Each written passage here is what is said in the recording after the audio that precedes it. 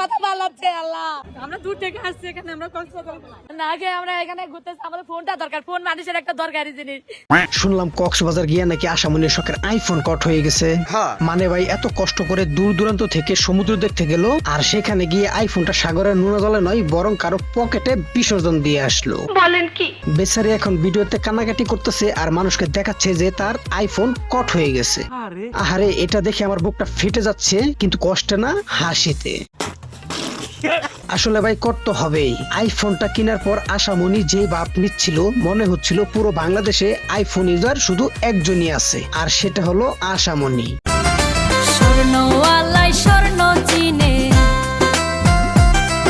বাসে দাঁড়িয়ে যেভাবে আইফোন ধরার কায়দা দেখাচ্ছিল, মনে হচ্ছিল ওইটা ফোন না, ওইটা দিয়ে মহাকাশে রকেট পাঠানো হবে। বলেন কি? আইফোন নিয়ে এই যে অতিরিক্ত অ্যান্টেনা বের করা ভাব, এইটাই তার কাল হয়েছে। সঠিক বলেছেন। চোর হয়তো ভেবেছে এত ভাব যখন মারছে, ফোনটা আমি নিয়ে নেই, ওর ভাবটা একটু কমুক। কক্সবাজার যাওয়ার আগে তার কিছু ধারণ করা টিকটক ভিডিও। আমরা জানি কোথায় যাচ্ছি?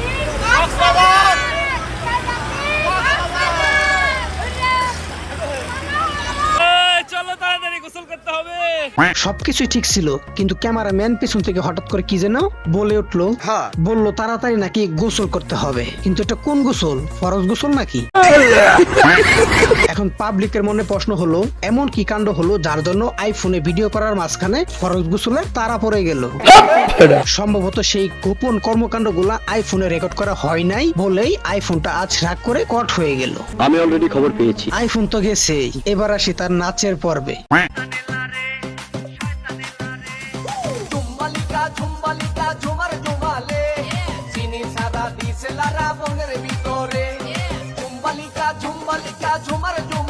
গান ঠিক আছে, ডান্সও ঠিক আছে, কিন্তু ঠিক নেই তার পোশাকের। নাচতে নাচতে উত্তেজনা যখন তুঙ্গে, তখন পোশাক কোন দিকে যাচ্ছে সেটা দেখার খেয়ালটাও নাই তার। আর এই উত্তেজনা থামাতে তো মনে হয় আমার কলিগ কামরুল কামাক্কার সেই বিশেষ ডান্ডা লাগবে।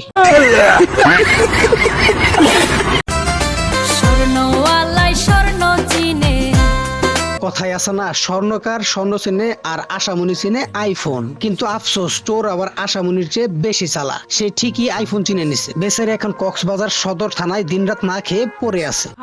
আমাদের কি দরকার 4-5 দিন ধরে এখানে না খেয়ে আমরা এখানে কিন্তু পুলিশ তো পুলিশের জায়গায় অনর। তারা জানে কক্সবাজার হলো আইফোনের কারখানা, ওইখানে দুই একটা কট হওয়া কোনো ব্যাপারই না। সঠিক বলেছেন, আপনার বুদ্ধি ভালো। পুলিশ হয়তো ভাবছে ফোনটা যেভাবে আসছে সেভাবেই গেছে। আবার অন্যদিকে শোনা যাচ্ছে এই আইফোন চুরির পিছনে নাকি আমাদের রঞ্জু ভাইয়ের হাত আছে। ভাইরাল আশামনি কক্সবাজারে গিয়েছিল আইফোন পাওয়ার জন্য, কিন্তু তার আইফোনটি হারিয়ে গিয়েছে।